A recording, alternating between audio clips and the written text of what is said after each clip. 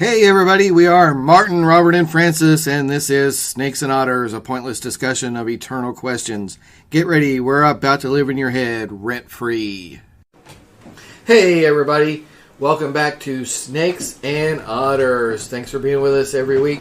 Be sure to spread the word on your social media accounts. Follow us, retweet us. You can find us on Twitter at Snakes and Otters. Of course, you can always send us an email too at snakesandotterspodcast@gmail.com. So I am Martin.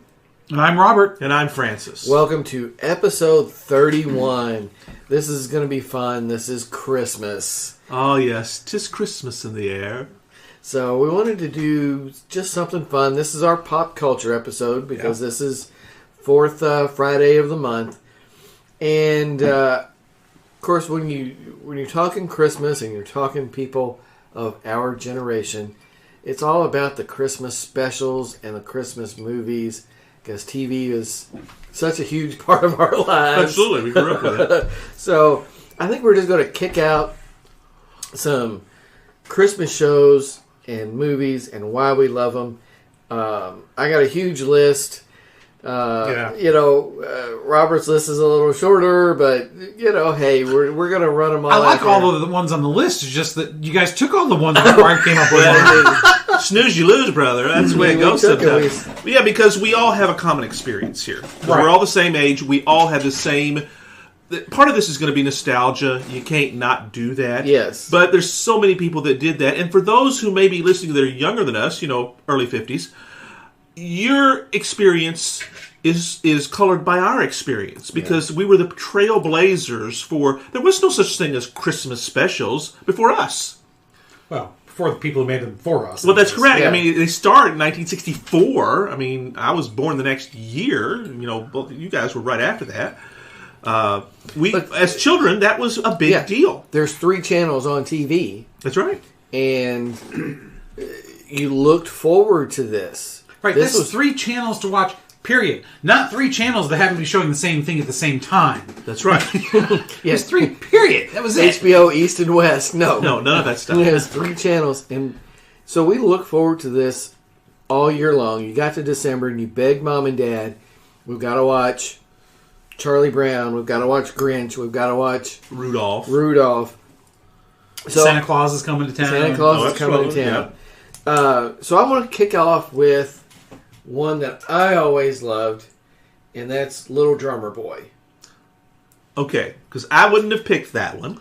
Nope, I can safely tell you that one was not on my list anywhere. I remember watching it, of course. Yes. Just wasn't mine. But that's why, just for some reason, it really struck me when I was a kid. Okay.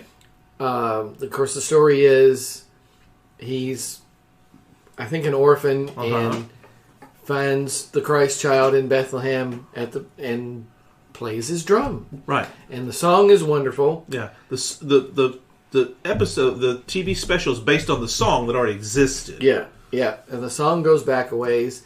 It's one of those great old school Christmas songs that I love. I always love the old school Christmas songs way better than rock and roll Christmas song, which some of them can be okay, but I don't know. I kind of detest rocking around the Christmas tree, but that's another episode. I don't know, but Bruce's Santa Claus is coming to town is pretty good.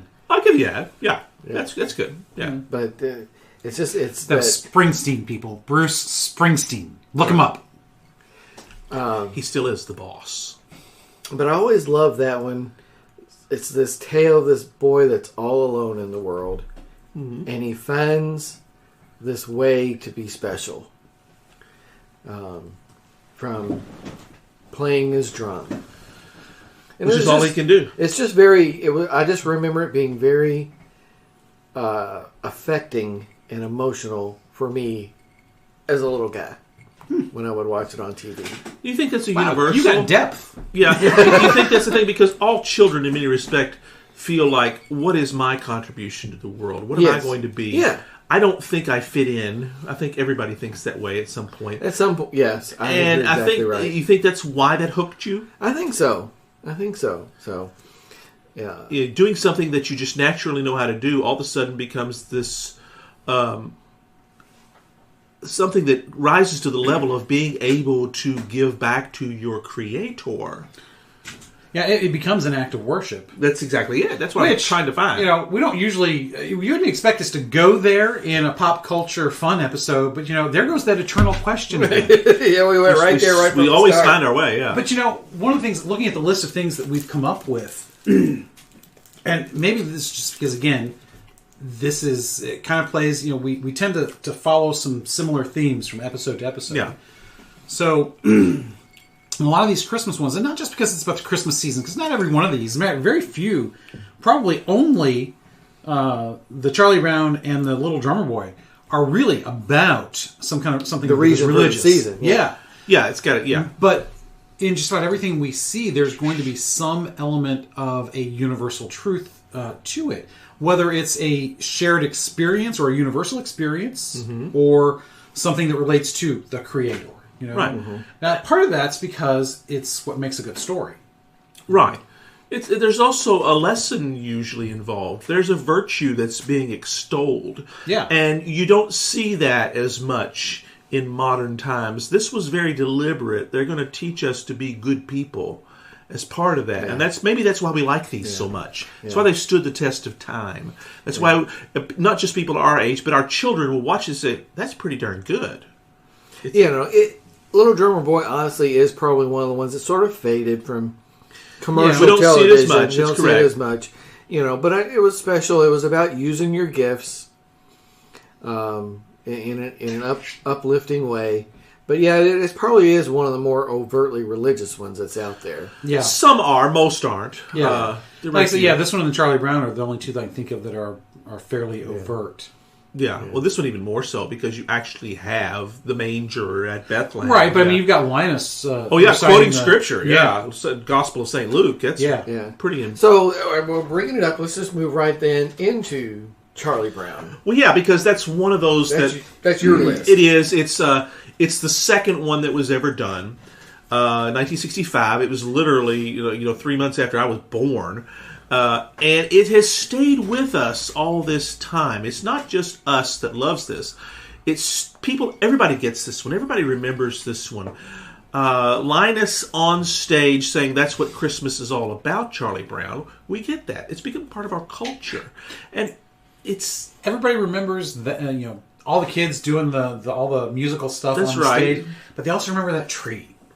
That's it. That's correct. That tree, which is... in many ways, the ultimate symbol of those that don't fit in. That's right. How odd is it now that you realize, as an adult years later, how that Christmas or that tiny little shrub of a Christmas tree it's not such a bad Christmas tree after all. Anthropomorphized into a kind of a person. It was a character in that show. It was, yeah. Which to me, that's great storytelling.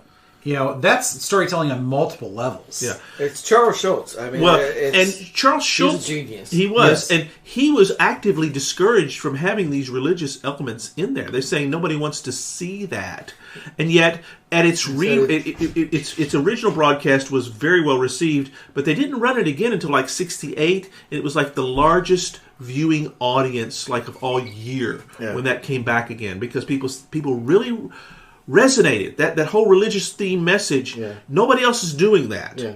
Well, a little background on it is it's basically commissioned by Coca-Cola.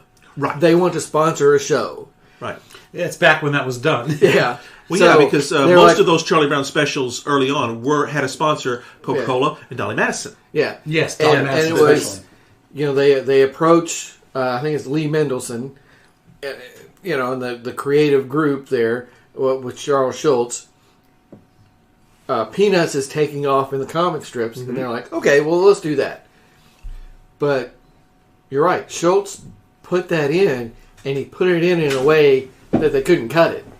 Correct. It's the way it's written. Story. Yeah, you can't cut it. And he got that in, and he basically insisted on that being in there. Right, because they really, really tried to get him to do that, but he's kind of the guy that owns these, so he didn't really. They couldn't. Yeah. So they let it pass. Surprisingly, but you're right. They leaving it in. The critical reception's amazing to it, and it has become basically.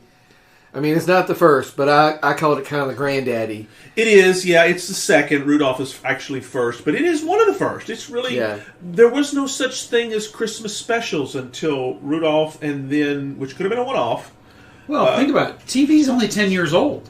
That's right. Really, yeah, exactly right. And and you also have to remember too that in '64, most of the televisions are still black and white. Yes, because the networks don't go to full color all across the board until the fall of '65. And some of those great... Actually, they're not all full color. Not all, 65. correct. That's right, because they're still running some, but the new shows were being Lost done. in Space? 64 was their first season, 64, 65. It's 65, 66. Are you sure about Pretty that? sure. Star Trek was just past that. Voyage to the Bottom of the Sea, Man from U.N.C.L.E., those were all... First seasons were black and white.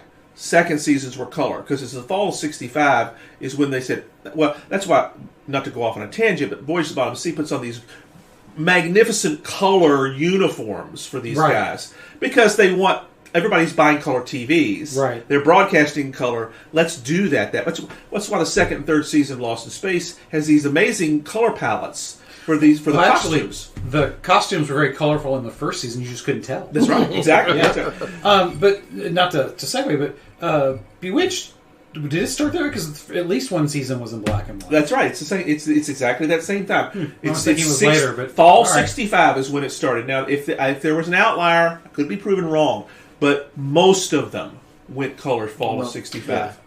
Yeah, most of there were still others, because for instance, Flintstones, which were network prime time, sure, they were always in color. That's right, and yet they were prior to that. They were early '60s. That's great. There were some, yeah, but '65 is kind of when they said we're making the decision. Everything we do from this point going forward is going to be color related.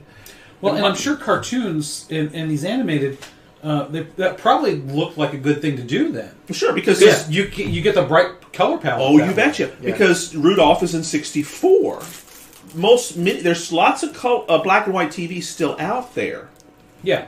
Yeah. We had one at our house until the early '80s. Well, yeah. Those little 13-inch ones that the kids get in the room. You know?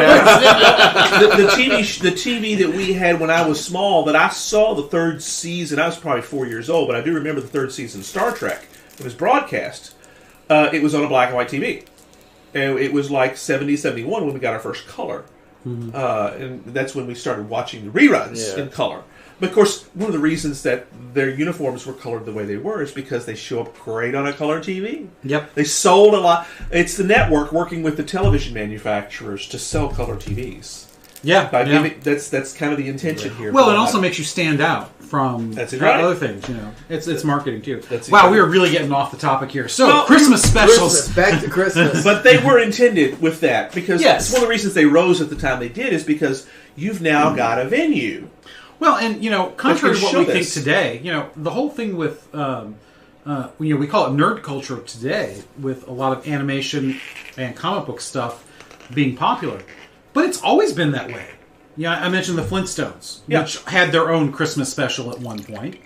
That's right. The Jetsons around that same time. There's lots of stuff, and you look Howdy Doody in the 50s. Yeah. What was the space one that they did in the 50s? It's not Space Ghost. He was later. No, I mean it's a live action one. Sorry, I can picture the big. Transparent helmets that they had and all this. But anyways, there's always been that kind of stuff in the popular culture. And here, it just seems to explode, I think partially because of the color. Yeah. And because everybody had a TV by the 60s. Right. It may not have been big, but, by then everybody was getting a TV. Everybody had something. Yeah. Yeah. And it's so interesting that so many of these things are tied to commercial interest. Like even Rudolph is tied to a song. That's right. That was written, I think, in the 30s. Recorded by Gene Autry. To help sell stuff at department stores. That's right. But then they became more.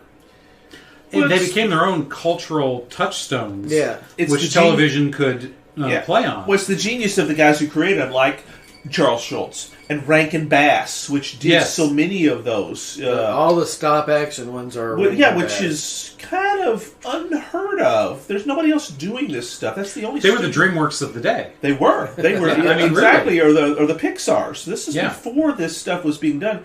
And Pixar. I meant Pixar. Yeah, and they've really come up with. If you watch some of the cable channels in recent years, they'll show there were actually a lot more of those Rankin Bass Christmas specials that ran only 1 year probably because they kept realizing, well, this is pretty good. They were not. They didn't have near the legs that some of these did, like Rudolph did, or and maybe we can switch into the other one that you're talking about, The Year Without a Santa Claus. Oh yeah, that's one that you wanted to talk about. Yeah. No, that kind of jumps over one of the other it was a little early later. Good ones. It was 74. Yeah, it kind of is almost a sequel to Santa Claus is Coming to Town. Yeah, that's right. So that's okay. That was the origin story one. Yeah, that's the origin and story. they would always get... That's where we found out that Mrs. Claus was a hot ginger. Yes. When she was younger. That's right. Here's the Mrs. Claus. Here's the Mrs. Claus. Let's drink that. Let's link those. Some Basil Hayden to Mrs. Claus. That's exactly right. She was really... There's a lot of appreciation for hot ginger. Well, yeah, because you had some really good... you would always get a Hollywood star that kind of carried that. They learned that with Burl Ives and Rudolph. You would always have a name that went with sledding, skiing, because he had no legs. Snowman was always the great thing. That's Burl Ives as the snowman. That's right. Yeah, and he started that, and I believe it was Fred Astaire. Fred Astaire that did Santa Claus is Coming to Town.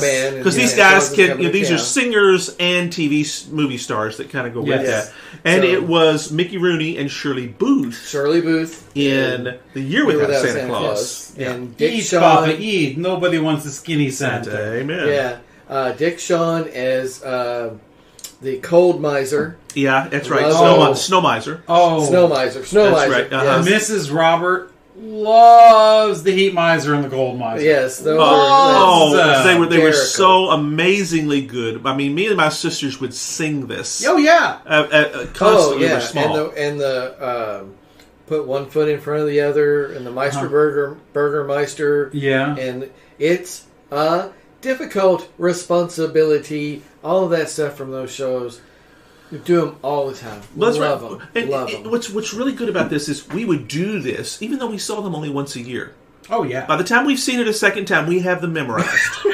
And we're doing them for about 3 months before the shows come on, knowing that they're coming. My son, when we see anything, what do you mean you only saw them once a year? Why didn't you just record it? Yes. Of course, how tone deaf they are sometimes. But I mean, that's what made them special, though, because you couldn't record them. That's right. You had to be there that night. You couldn't buy them on disc. Right. Couldn't well, it's an advertisement. If you were late, that was the worst thing ever. Oh, absolutely. Well, it's an advertiser's dream. Because they knew that you can't be out late. Charlie Brown's on tonight. That's right. We gotta go home. That's exactly right. But I mean, we would walk across the living room. Can I stay up late when you're really low? Can I stay up late to watch the special? Yeah. Because back then, kids, they didn't stay up till midnight when you're in second grade. Most of these ran at 8 o'clock, but for the little bitty ones, I remember that my being the oldest of 4, my 2 sisters right below me. They would hide behind the freaking couch when the Abominable Snowman came on, because you know those moments where they very, very well the Bumble. Well, it's before he's Bumble. He's Abominable Snowman earlier because he's scary as all get out until he loses, as they say, his choppers at the end. But they so very well tease that. What was the elf that wanted to be the dentist? Was it Dennis? Yes, Hermie was the dentist. Hermie the dentist with the swoop of the blonde hair that goes out of the elf cap. Yeah, one of the great characters. Really, I mean, that's I forget who wrote, but it's Rankin and Bass that did that. That's a brilliantly written show. And the show. All about misfits. Yeah. Yes. The Island of Misfits. Island of Misfits toys. Yeah. That's become part of our culture and our language today. Yeah. We get that. It's become so ingrained with us. Partially it's because, and I know I harp on this sometimes too much, but stories are so important to human beings. And they're important because they tell us things about ourselves. Either that we want to remind ourselves to not be, or that we aspire to be. Yeah, absolutely. Yeah. And stories they're how we tell each other everything. Yeah. Stories have a We don't purpose. They always tell have a each other purpose. facts. We tell each other stories about facts. Yeah, and Rudolph is this great story of acceptance and community and love and, this whole group of misfits. Diversity. It was diversity before diversity became controversial. That's right. Absolutely. It was recognized. Of course we need to bring those people in. Doesn't matter, even if you are flawed, as the story would go, you have a place too. Yeah, sometimes your flaw is what Is what makes you good. That's correct. I kind of like the idea of a water gun that squirts jelly. I don't know about you, but I think I like that. I still do. Water gun that shoots caramel would be awesome. That's even better. That's right. All right, so now there's one more biggie we didn't hit, because we talked about the two Santa Claus. Well, we didn't talk about your Year Without Santa Claus. Yeah. We touched on mentioned that. it, yeah. We mentioned it, but we haven't really gone there yet. We did good with it. We talked about the two Santa Claus. We talked about Rudolph. We talked about Charlie Brown, Little Drummer Boy. But the other biggie, the other cornerstone of Christmas, is Grinch. It is. Yeah. So the reason that I like the Grinch, there's a lot of reasons. One, a lot of the obvious ones you guys already took. But Sorry, Well, we jumped in first. Great music. it's got Boris Karloff Oh yeah, absolutely. singing. Thurl Ravenscroft. Sorry, It's supposed to be Boris Karloff. Yeah, but that's right. it's got It Boris was. Karloff in it. Yeah. And, it's got the great song, You're a Mean One, Mr. We Grinch. so know that, don't we? It's become so much part of what we are. Yeah. I mean, everybody knows what a Grinch is. Even if you've never seen it, you know what a Grinch is, That's right. Exactly. And it's also, now that I'm an adult, that I have come to a particular faith, I see that as this is a great Christian allegory. Oh, absolutely. Yeah. Because it's a redemptive story, It is a story about a small-hearted man. Yeah. Because it's 2 sizes too small. 2 sizes too small. And grows to be, 3 sizes too big. That's right, yeah. At the end. And, he had basically no heart, then he gets a heart. And it's because of the kindness of Mary Lou Who. And it's Mary Lou Who. Cindy Lou Who. Cindy Lou Who. Well, it was part of that, but also remember the moment that he's about ready to dump everything off the thing. It's when he sees the Who's come out and sing. Well, she plants the seed. She plants the seed. And then he sees the result of what he's They done come is forth not and what he expects. Christmas, what was it the line it goes? It says, Christmas, Grinch didn't stop the Christmas from coming. It came. They came out and sang, even though they had nothing. Because there can be joy without possessions. Without possessions. That's right. Yes. Joy without And possessions. there's another lesson. So, there you go. There's two creative geniuses behind those. Schultz behind Charlie Brown, and Theodore Geisel, Dr. Seuss, behind Grinch. Right. It's like, wow. These guys are trying to tell us stuff. Well, It's fun, but we need to how listen. formative was that to who we are today? I submit it's extremely so. You can't tell because it's the sort of stuff that, because it becomes cultural touchstones, it's impossible to measure the effect it has on you. Well, that's correct. Because it works on you in so many different levels. Exactly my point. Which all good entertainment does. We've Pardon me. we've talked about this before. It makes a good story, and it's not just that there's action. Not at all. In fact, some of the best stories have no action. That's right. Most of those have very little. I mean, you Charlie Brown has no action. No. You look at Pride and Prejudice, one of the great novels. There's no action as we would define it today. It's a freaking love story. That's right. It's human relationships. Right. When we look at almost every movie that we love, it's not all of them, but almost all of the greats, probably all of the greats, almost every movie that we love for one reason or another, there's something about that human interaction, those relationships, that we are able to identify with. It's good storytellers know that they have to have the stories relatable to the people that they are telling the stories to. That's exactly it. These do that Not just because they're about Christmas, which everybody in the United States loves. Because, I mean, this is meant for a U.S. audience, right? Right, it is. But it's because the stories themselves have timeless, universal elements. And every one of them does. Every single one of them. You know, even if you look at because I sort of want to use this as we've talked about. You know, it'll be a year before we get to doing this to the movie aspect. You know, when you talked about Die Hard, is it really a Christmas movie or not? You know, the things we remember about that, you remember a lot of the action and all the lines, but you know what? The parts that make John McClane likable are not the funny lines. It's the interaction with Al the cop.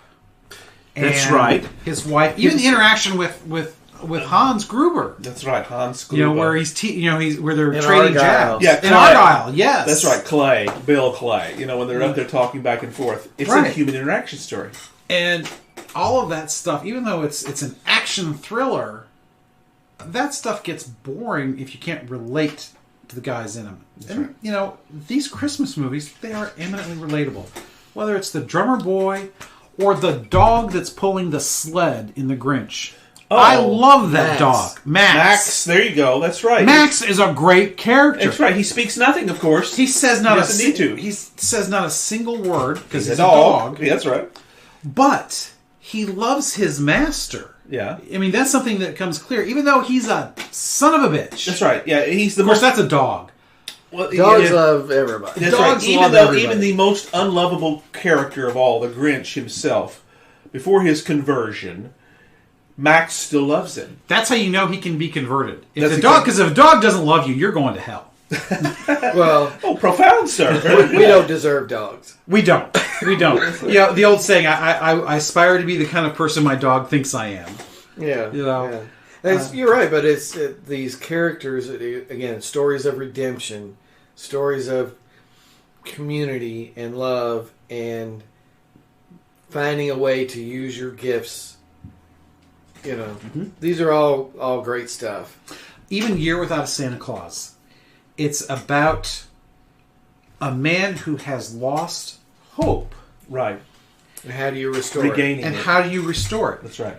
And it's by turning the tables. It's by doing the obvious, you know, the inevitable yet surprising ending, which is all the kids give Santa a present, saying, "You take the year off. It's okay."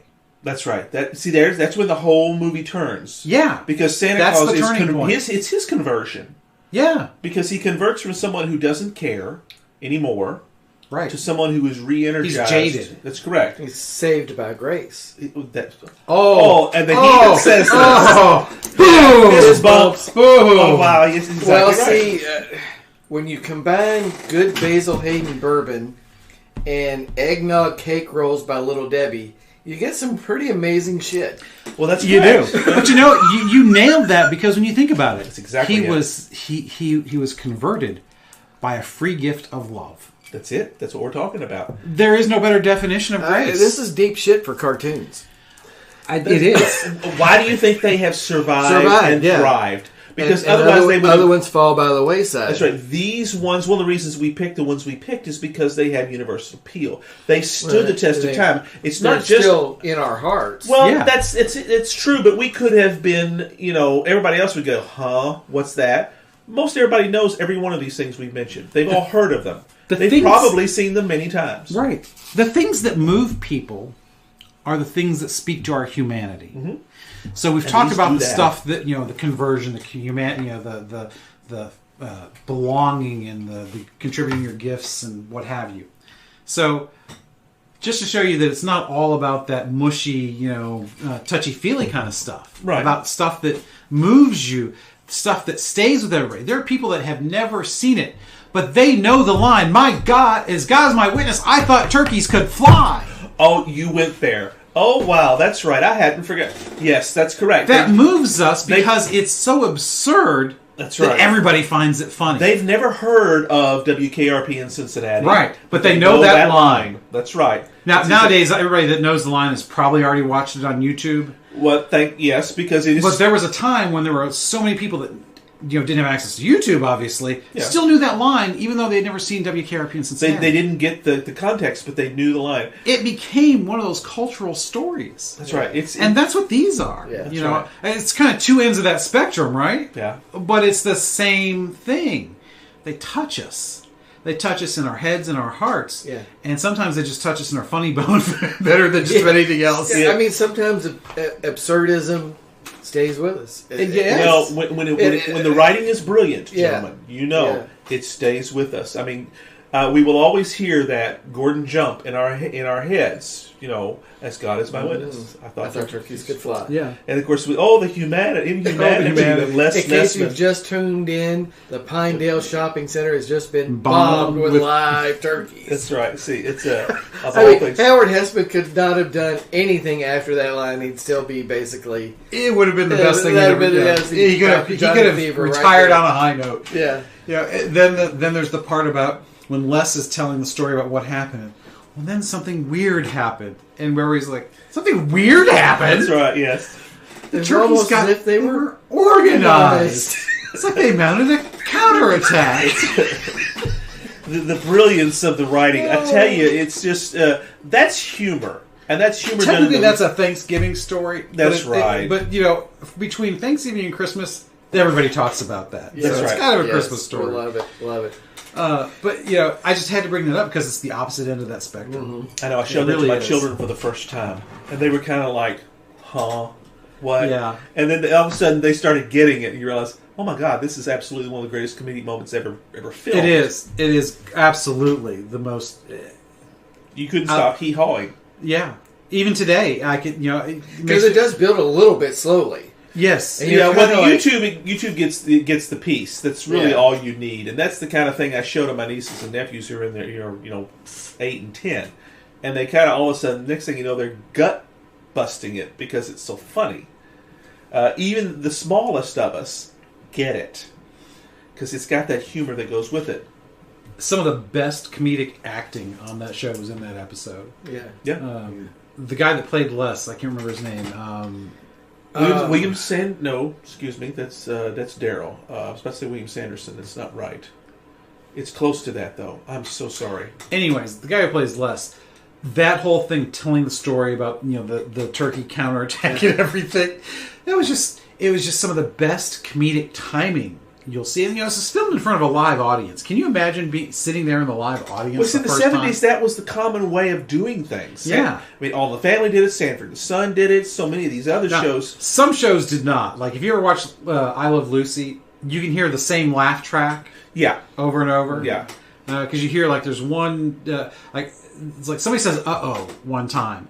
And it's used in every episode after that, Right. Because we got the laugh track for one episode. We'll just use that over and over. But yeah, can you imagine seeing that sort of stuff the first time live?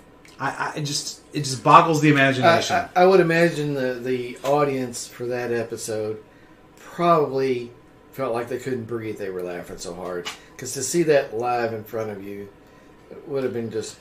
And can you imagine how many takes that must have taken in front of a live audience? Because you've got to film this and you got to cut away because when the audience is laughing for 5 minutes, you can't film that. Well, that's a testament to the actors that they can do this and pull this off. I mean, some of these shows, a few of these are done in like Barney Miller was often done in one straight take. Yeah, you've got really folks that really have to do this spot on first try.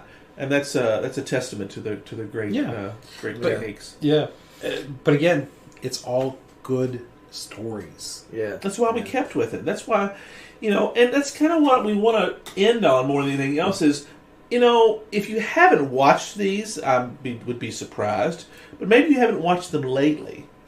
This Christmas season, take a few minutes and walk through this and rewatch some of these things because they're worth your time. Especially rewatch Charlie Brown. Yeah. Oh, it's any Charlie Brown, it's the best. Except the very last ones they did. Yeah. Charlie Brown Thanksgiving's funny. It is. It was later, actually. It was late 70s. Yeah. The Halloween episode is fantastic. It's a great pumpkin, Charlie Brown. Yeah. Still. But Rudolph, Grinch. Year Without Santa Claus. Year Without Santa Claus. Santa Claus is coming to town. Little drummer boy. Even the New Year's one. Rudolph's Shiny New Year? Shiny New Year, that's it. Yeah, which was a stop motion of the same one. It's kind of like a sequel. It was it's meant to be a little different. It wasn't as good. It's still a classic. It still is. That's right. All those ones that it's the hero's journey. It's really what it is. Yeah. Well, in many respects, that's kind of what a lot of these stories are, because you go from innocence to experience, to quote Don Henley. That's kind of what this happens, is Rudolph and Hermie go from innocence to experience. Yeah, well, again, it's those universal truths that speak to us in the stories. Sometimes we are the reluctant person. We don't want to step up. And we end up doing it. Yeah. Because it's the right thing to do. You have a gift. Yeah. You need to use it. And yes, because with that gift comes both privilege and responsibility at the same time. With great power comes great responsibility. With great power must also come great responsibility. All right, we went Spider-Man. We did. Well, it's great stories. All those things, it's kind of like the last week's episode where we actually, was it last week or the week before, where we did Thomas. We talked about the individual has worth outside of the state statement. It's kind of like this. Like in Charlie Brown, the individual has worth outside of the clique. Oh, yes, that's correct. Yeah, Hermie matters more. Actually, he begins to matter after he leaves. Yeah. And so does Rudolph. That's when they find themselves, when they come back, and they have and they transform the clique. Yeah. By their experience. And transform themselves. After they've been transformed, they bring that same transformation back. That's the Christian experience. Yeah. Yeah. I mean, that's what you do, is you receive Christ, and he has to change you. Mm-hmm. It's in baptism we say, receive the light of Christ. And part of the rite is that you're expected to keep that light burning brightly, and you come to stand before him. Of course, it's a metaphor, because nobody expects that tiny little candle to last until you stand before Christ at the last judgment. That's right, exactly. But the point is, you're supposed to take the gifts that you have received in baptism. But Rudolph's nose will last. Rudolph's nose, yeah. Well, we've never seen whether or not he can leave it on his entire life. So it probably does need to. It's true. We've taken this whole episode and we haven't talked about Rudolph's nose specifically at all. And you know why? Well, we talk about his gifts. We talk about his gifts because it doesn't matter. Well, yeah, the gift is not so much the nose. That's right. That's kind of the expression of that's played out, the action. But the gift is the willingness to serve the rest of his team, for lack of a better word. Especially in a crisis. In a crisis, it's that willingness to step up. Rudolph is another great hero's journey story. Not every story is a hero's journey. Yeah, to show leadership. But the best stories are. Yeah, because in case his is literal from birth to ascension. To his becoming the essential hero. You can say he is a type of Christ. Sure. In scriptural terms. A type being an archetype or a forerunner predicting. Even though technically, because it's a Christmas story after the birth of Christ. But it's the same concept, He's a Christ-like figure. Yeah. That's right. He brings something very different that transforms everyone and makes them better. He's the Christ figure. That's good stuff. Who knew these things were so darn deep? Snoopy Peanuts is very full of theology, actually. Snoopy is one of the Christ figures. He's one of the ones that has it all together. Charlie Brown is St. Peter. He's those who need redemption the most, who try and fail so often but bring their own heart with them. Linus is the one that knows he's the truth teller. Is he Paul? I would call him Paul. Or an evangelist anyway. He's the one that brings the truth to others. I haven't figured out what Lucy is yet, but there's lots of stuff written about this. Lucy's that thorn in the side that Paul talks about. I like that. That's right. That's very good. That's exactly right. Yeah, we're again, you talk Theodore Geisel, you talk Charles Shultz. Yeah, they drew cartoons, but they really were geniuses. Yeah. There's no other comic strip as influential as Peanuts. There really is. Absolutely. There's 24 in the daily paper every day. Mm-hmm. I don't even recognize most of them. Most people don't. Yeah. Some are funny and they're there's been quite a few that have been important and influential. Nothing like Peanuts. And it's Charles Shultz. Well, it's because he kept those universal ideals very much alive. He was entertaining always. It wasn't like Doonesbury where it was political. Right. It was the innocence of childhood. Mm-hmm. But at the Yet same exploring time, very adult ideas. Yes, exploring deeply and not anything to do with current events. Right. So, right. I mean, we could do a whole episode on Charles Shultz. It's culturally wonderful.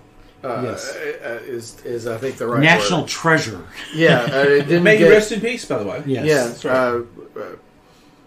But he was recognized in his life, didn't he? He was. Get Presidential Medal of Freedom or something like that. I think you're exactly correct on that. Probably. Yeah. If he didn't, he should have. Yeah, I think he was recognized. But Peanuts original strips for 50 years? No, something like it that. It was more than that. Yeah, that's exactly right, which is kind of amazing. Yeah, he predates us. Oh, absolutely. That's right. It's late 50s, and that's part of the impetus for approaching him about a specials. I think he was on the cover of Time in the early 60s. Yeah, because it had already become so important, such a big deal at drawing Peanuts. That's why he was approached. And, talk about artistic integrity. There he was. Right. The Charlie Brown wrote special. He wrote it. It stuck to his guns, too. Yeah. So this is the way it needs to be. And it'll have to have this religious piece in it, because otherwise it doesn't matter. So yes.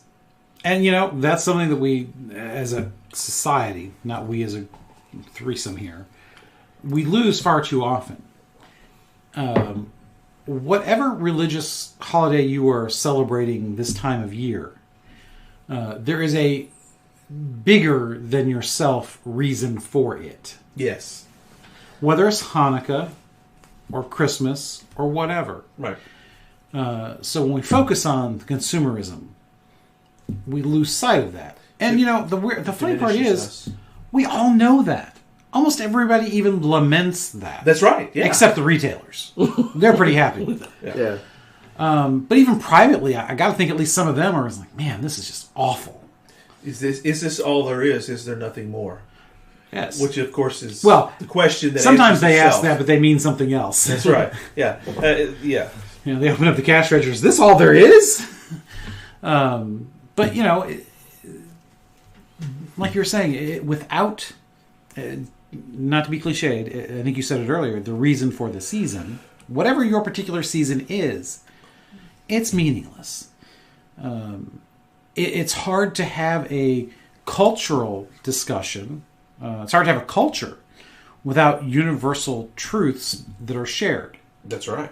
So even a culture of atheists, if they were truly true to that, believed and hewed to the atheist idea that this is all happenstance. That there is no order to the universe other than science. This is just a lucky accident that we are here. Okay. Then there should be no laws. Or any law could be changed by majority vote. So if we decide by majority vote to institute the purge, where one day a year you can do whatever the hell you want, right, then that would be morally acceptable, because there's no such thing as a moral norm. As long as it's acceptable. As long as it's acceptable to the majority of the people. And even then, the minority should be able to say, well, who are you to impose that upon me? Because your truth is no better than my truth. Every one of these recognize that is not true. Thank you, John Stuart Mill. But yes, that's exactly it. There is more to life than just whatever you think is right. Amen to that. Well, guys, I didn't expect us to talk about Christmas specials for 45 minutes. But, Holy crap! But we sure have. We sure have. So we can turn anything into a good discussion. It was wonderful. Amen. And I think we gave credit to some creators that needed. That was kind of that's something I didn't plan, didn't expect us to do.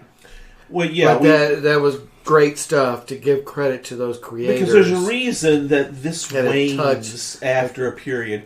That even though television had not, even in the cable period, we talk about Hallmark movies and things like that and specials. Oh, that's all good and fine, but this still remains. Yeah. This still has a classic appeal because it has a universal appeal that they eventually gets lost. That multi-layered super... That's correct. Again, little kids were walking across the living room singing, you put one foot in front of the other. Songs and meaning and the acting, the voice acting and the dialogue is all wonderful stuff. Well, it was and quality it's in our heart as opposed to quantity. Yeah. It's in our heart forever. Because, the limitations of the technology at the time, it obviously is cruder than stuff we see on TV and in movies today. Which is a real shame because it is far too often dismissed because of that. Yeah. It was years before I could get my son to watch black and white. Because he thought black and white equaled boring. That's right. Exactly. Yeah. Now, I did get him finally to watch... It's my Arsenic and Old Lace. Oh, okay. Yeah. He loved it. Well, sure, if you give it the chance, it's the story, dude. It ain't the medium. Exactly. Yeah. And so, he's learned to take a little bit of a flyer on some things, not always. Yeah. So I worry that stuff like this, because, it's not on TV as often as it used to be. And often now it's not on regular TV, it's on some obscure cable channel your system may or may not get. And even if you do, who knows if you've even recognized that it's going to be on because you got 500 channels and there's still nothing on. And you probably have either a DVD or even a VHS somewhere. Yeah. I mean, we've got these all on DVD. Sure, we do too. And, but we're the ones who want to pull them out and watch them, not our kids. That's right, isn't that amazing? So, I mean, I worry about stuff like this losing its cultural touchstone. That common shared experience. When our generation is gone, who's going to care? Now, and I would be willing to bet that our parents and grandparents probably had something that they thought would be a shame to lose as a common cultural touchstone. So it's probably not unique to us. Yeah. Because, radio shows. I'm sure our grandparents growing up loved those because you got the family all gathered around the radio together to listen to those. And, now we just listen to them on our phones, by ourselves. Well, we probably don't listen to them at all, unfortunately. Well, I mean, anything on the radio. Whether it's a podcast or music. Yeah, those shows that they love so much, nobody listens to anymore. Well, and if Sirius has classic radio shows channel. Oh, wonderful. They're really cheesy. I will admit that. Some of them are fun to listen to, though. They really are. Granted, I like the old 30s movies anyways, the old black and white. So for me, it's kind of like listening to one. Yeah. Well, so much of that was live, too. I mean, yes. The Grand Ole Opry was considered to be must-listen-to show for generations. Yeah. That everybody listened to that. I kind of wish my grandparents and parents were still around just to ask them, what do you regret not having around that you had as a kid? Yeah. Because it'd be interesting to ask, don't you think? Amen. Gentlemen, we've got to wrap it up. Yeah, we got to finish up. This is great stuff. So here's to Charles Shultz and Theodore Geisel and all the great creators of all these great... Joseph Rankin and Arthur Bass. And and the whole teams of animators for the stop-motion stuff. And to Boris Karloff. That's correct. Thurl Ravenscroft. That's right. And all the kids that did the voices for Peanuts. Because they really did hire child actors. Yes, they did. So...